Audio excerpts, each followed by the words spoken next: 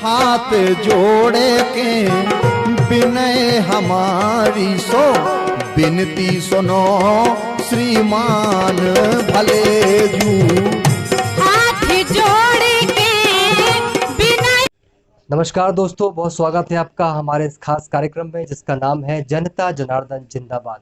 और हमारे जो नए मेहमान हैं, आइए उनसे उनका परिचय लेते हैं और जानते हैं उनके बारे में क्या है कुछ खास। जी, अब सबसे पहले आपका परिचय हम लेना चाहेंगे। जी, मैं दिलीप रेखवार, भारतीय जनता पार्टी द्वारा वार्ड नंबर 24 से मुझको प्रत्याशी बनाया गया है। पूर्व में भी एक बार पार्षद रह चुका हूँ। आपकी शिक्षा, आपके शौक और आपकी राजनीतिक पृष्ठभूमि क्या कुछ है, हम और हमारी आवाम जानना चाहेंगे। मैंने इतिहास से एमए किया है और उसके बाद बीएड किया है। और मेरा जो शौक़ रहा है, पूर्व में मैं खासतौर पे आकाशवाणी छतरपुर से जुड़ा रहा हूँ और पत्रकारिता जगत से भी जुड़ा रहा हूँ और मैंने काफ़ी लेख लिखे हैं पत्रकारिता जगत में। मैं इसी से जुड़ा रहा हूँ। भारतीय जनता पार्टी का 1998 में प्रवक्ता भी रहा हूँ। राजनीति के माध्यम से ही आपने जनसेवा करने की सोची या फिर राजनीति ही आपका लक्ष्य था? जनसेवा के माध्यम के बाद ही मैं राजनीति में आया हूँ। राजनीति मेरा लक्ष्य नहीं था। मैंने शिक्षा प्राप्त करने के बाद मैं शिक्षक भी बनना चाहता था। उस माध्यम से भी मैं समाज की सेवा करना चाहता था। हालांकि परिस्थितियाँ कुछ ऐसी बनी कि मुझको इस क्षेत्र में मैं आया हूँ और उसमें अपने सामाजिक कार्यों के माध्यम से भी मैंने इस कार्य करने की कोशिश की है। मैं मध्य प्रदेश की जो फिशरीज़ पॉलिसी बनी, मछली नीति बनी, उसका भी सदस्य रहा हूँ और मछुआरों के बीच में मैंने काफ़ी काम किया है। उनके सुधार के लिए, उनके जीवन यापन में, उनके जीवन स्तर में सुधार के लिए मैंने बहुत कोशिश की और अभी भी मैं ये कोशिश लगातार मेरी जारी है। और वार्ड में भी मैंने लगातार कोशिश की है कि उसको अच्छे से अच्छा विकसित कर सकूं और सामाजिक कार्यों के माध्यम से और राजनीतिक कार्यों के माध्यम से भी मैंने कोशिश की है कि अपने वार्ड के लोगों को ज़्यादा से ज़्यादा लाभ पहुंचा सकूं। आपके वार्ड के बारे में हम जानना चाहेंगे, कितने मतदाता हैं, वार्ड क्रमांक क्या है और कितना क्षेत्रफल में ये फैला हुआ है और यहाँ पे क्या कुछ आप समस्याएं देखती हैं? वार्ड क्रमांक 24 में लगभग 2250 मतदाता हैं और ये लगभग 3 किलोमीटर के क्षेत्र में फैला हुआ है। यहाँ पर प्रताप सागर चौपाटी है, प्रताप सागर है जिसमें बीच में शिव जी का मूर्ति भी बनी हुई है।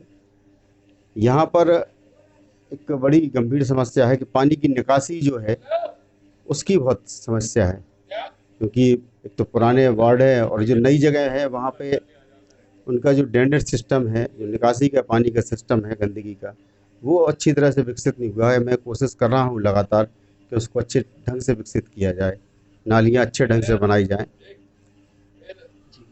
पूर्व में इस वार्ड के कौन पार्षद थे?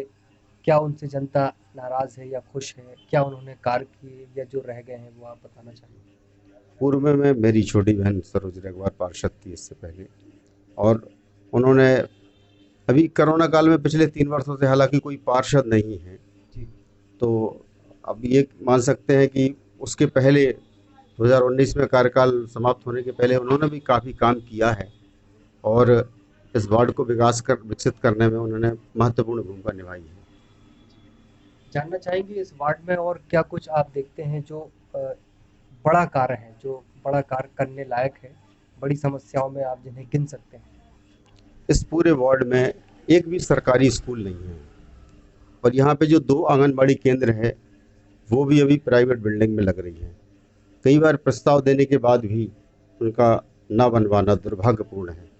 अभी भी वो प्राइवेट में ही बिल्डिंग में ही लग रही हैं और मेरी कोशिश होगी कि अगली पंचवर्षीय में वो उनकी स्वयं की बिल्डिंग हो। अगर जन आशीर्वाद रहा, जनता आपको एक बार फिर से चुनती है, तो क्या कुछ आप कराना चाहेंगे अपने वार्ड में जो एक आइकॉनिक हो, लोगों के बीच प्रेरणा बन सके? मैं चाहूँगा कि वार्ड को इस तरह से विकसित किया जाए कि लोग इसका उदाहरण दें। आने वाले समय में लोग कहें कि उस प्रकार की। हालांकि ये पुराना वार्ड है और इसमें जो एक रोड डली है वो लगभग 70 वर्ष पुरानी है और आज भी वैसे ही की वैसे ही है। तो उसकी जो क्वालिटी है वो बहुत आज भी वैसे ही है। तो मैं चाहूँगा कि हालांकि पुराना वार्ड है लेकिन उसको एक नए ढंग से, नए रंग रूप में उसको विकसित किया जाए। और प्रताप सागर चौपाटी में सौंदर्यीकरण का कार्य हो सकता है। अभी भी बहुत प्रताप सागर में बहुत ऐसी संभावनाएं हैं कि उसमें अपन उसको इस ढंग से विकसित किया जाए कि उसको लोग देखने आए और चौपाटी पे दुकानें लगें, लोग उसको घूमने फिरने आए। जो चौपाटी वास्तव में नाम दिया गया था वो बम्बई की चौपाटी से दिया गया था। लोग वहाँ पर शाम को टहलने जाते हैं और हम चाहेंगे कि यहाँ पे भी चौपाटी को उसी तरह से विकसित हो, लोग यहाँ शाम को घूमने फिरने, मनोरंजन करने आए। इस बार के चुनाव परिणाम कहीं ना कहीं जुड़े हुए हैं मेयर की कुर्सी से, अध्यक्ष की कुर्सी से। तो क्या कुछ चुनावी समीकरण वार्ड में बन रहा है? कई सारे विपक्षी दल हैं और कुछ निर्दलीय भी हैं, तो क्या समीकरण है? पूर्व में जो लगातार 20 वर्षों से प्रत्यक्ष प्रणाली के द्वारा अध्यक्ष का चयन हो रहा था, ये पहली बार होगा कि अप्रत्यक्ष प्रणाली या पार्षदों के द्वारा अध्यक्ष का चयन होना है। तो इससे अब पार्षदों को भी अधिक अधिकार मिलेंगे ऐसा माना जा रहा है। और यहाँ वार्ड क्रमांक 24 में 3 प्रत्याशी हैं, भारतीय जनता पार्टी, कांग्रेस और एक निर्दलीय प्रत्याशी है। कम है जी, केवल 3 प्रत्याशी ही हैं, बाकी कई जगहों पर ज़्यादा प्रत्याशी हैं, लेकिन यहाँ पर मात्र 3 प्रत्याशी हैं और ऐसा माना जा रहा है कि सभी प्रत्याशी अच्छा प्रदर्शन करेंगे। तो विपक्ष से आप कुछ कहना चाहेंगे हमारी मीडिया के माध्यम से? विपक्ष से यही कहेंगे कि चुनाव को एक स्पोर्ट्समैन स्पिरिट या खेल भावना की तरह लें। जी जी, उसमें कोई ऐसी बातें ना करें जो लोगों को बुरी लगें। बहुत धन्यवाद, शुक्रिया आपका हमसे बात करने के लिए। चलते चलते वार्ड वासियों से कोई संदेश, कोई मैसेज या कोई अपील आप करना चाहें? मैं यही कहना चाहूँगा कि किसी भी प्रकार के प्रलोभन में न फंसें और अपने स्वविवेक से अच्छा निर्णय लें जो वार्ड और छतरपुर के लिए, के भविष्य के लिए अच्छा सिद्ध हो। इस अंक में फिलहाल इतना ही। ताज़ा अपडेट्स के लिए देखते रहें जनता जनार्दन जिंदाबाद। नमस्कार।